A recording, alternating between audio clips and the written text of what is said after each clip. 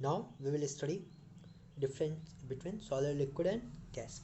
First, we will see the properties of solid. Solids have definite shape and volume.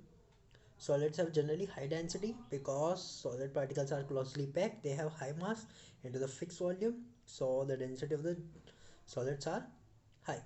Solid possess slightly low or no compressibility because there is no space, so we cannot compress the solids by applying pressure. Solids have very low kinetic energy. Particles of solids have high force of attraction between them. Solids are rigid. Solids do not show diffusion. Diffusion occurs only when they dissolve into liquids. Solids have generally high melting and boiling point. These are the properties of solids. Next. Now we will study the properties of liquids. Liquids do not have definite shape but have a definite volume. Density of the liquid is higher than the gases but lower than the solid. Liquids show compressibility, or liquids are more compressible than solid. Liquids have high kinetic energy than the solid but lower than the gases. Force of attraction between the particles of liquid is lower than solid but higher than gases. Liquid possess fluidity and hence they are called fluid because particle of liquid can move, so they possess fluidity, and that's why they are called fluid. Liquids show diffusion faster than solid but slower than gases. Liquids have low melting and boiling point. These are the properties of liquids. Now the properties of gases. Gases have neither fixed shape nor fixed volume. Gases have low density. Gases are highly compressible. We can compress the gas by applying high pressure. Particles of gases have high kinetic energy.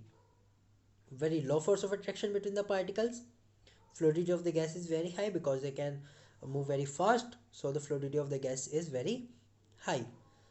The gases have high rate of diffusion because particles can diffuse faster, so high rate of diffusion of gas particles. Gases have low melting and boiling point. These are the properties of gases. Now next, into conversion of state of matter. How we convert a solid into a liquid. A solid into a liquid convert by the process of fusion. Fusion is also known as melting.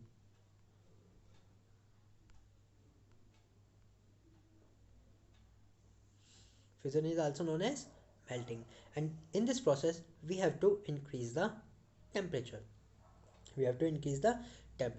Now the next, how we convert a liquid into a gas. This process is known as vaporization or boiling. Vaporization or boiling.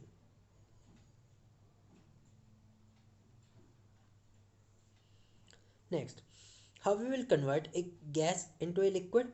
The process is known as condensation, but in this process we have to lower the temperature. And similarly, how we convert a liquid into a solid.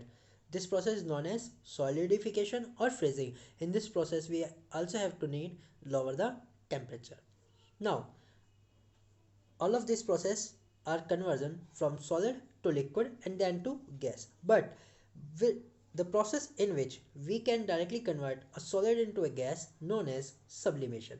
In this process a solid directly converted into a gas without change into liquid. This process is known as sublimation. And a gas can be also converted into a solid directly. This process is also known as sublimation. But one side, when we go from solid to gas we have to increase the temperature, but when we go from gas to solid we have to decrease the temperature.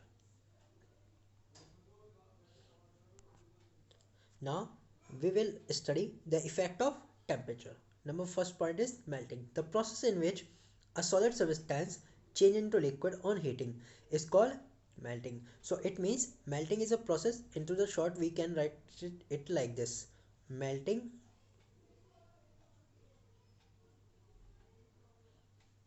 is a process in which a solid change into liquid by heating. It means temperature will be increased. Melting point. The temperature at which a solid melts and change into liquid at atmospheric pressure is called melting point of the substance. It means it is the temperature in which a solid change into liquid. Melting point of the ice is 0 degree Celsius. Melting point of the iron is 1535 degrees Celsius. Now the next point is boiling. The process in which a liquid substance boils and changes into gaseous state on heating is called boiling. So what is boiling? Into the boiling, a liquid change into gaseous state. By heating, it means temperature will be increased. It is the short for the boiling process. A liquid change into gas by increasing the temperature, and this process is known as boiling or vaporization. Now, boiling point. The temperature at which a liquid boils and change into gas at atmospheric pressure is called boiling point. Example, boiling point of the water is 100 degrees Celsius. You can see the water is boiling here. Now, boiling point of the acetone is 78 degrees Celsius. Now, you can see here the acetone has lower boiling point than the water. Freezing. The process of changing a liquid into solid by lowering the temperature or cooling is called freezing. So, into the freezing, what is going here? Into the freezing, a liquid converted into solid by lowering the temperature. It means we have to lower the temperature or we have to cool something liquid. Freezing point. The temperature at which a liquid freezes and changes into solid at atmospheric pressure is called freezing point of the substance. It means the temperature at which a liquid freezes and converted into solid at atmospheric pressure is called freezing point of the substance. Now the next process, condensation. The process by which a gas or vapor cool to form liquid is called condensation. So condensation is process in which a gas cools and turn into liquid. So in this process temperature is also lower. So I hope the points are clear. And the next process, sublimation. The process of conversion of solid directly into gas without change into liquid is called sublimation. So sublimation is a process in which a solid directly change into gas.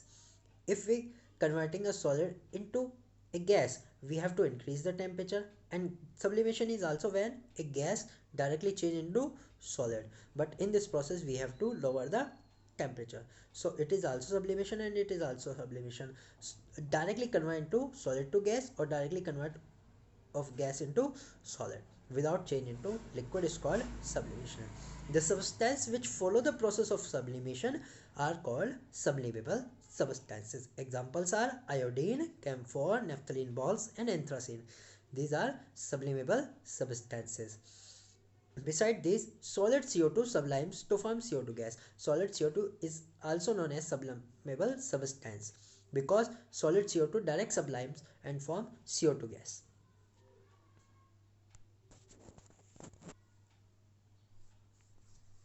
Now we will study latent heat of fusion.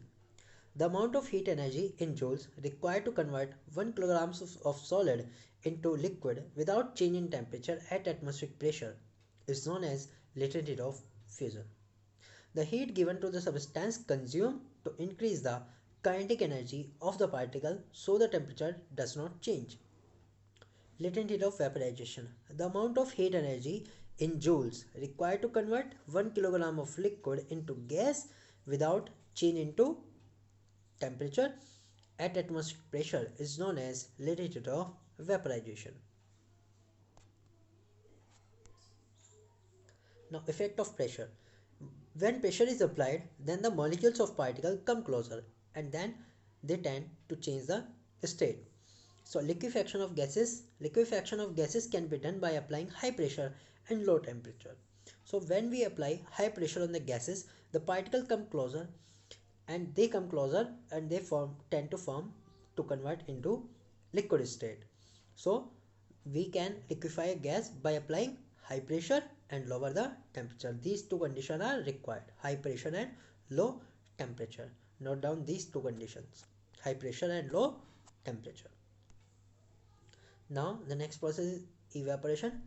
It is the phenomena process in which a liquid changes to gas state at any temperature below its boiling point. We know that when a liquid changes into the gas state, it is called boiling. But When a liquid change into gas state at any temperature, it means its evaporation starts.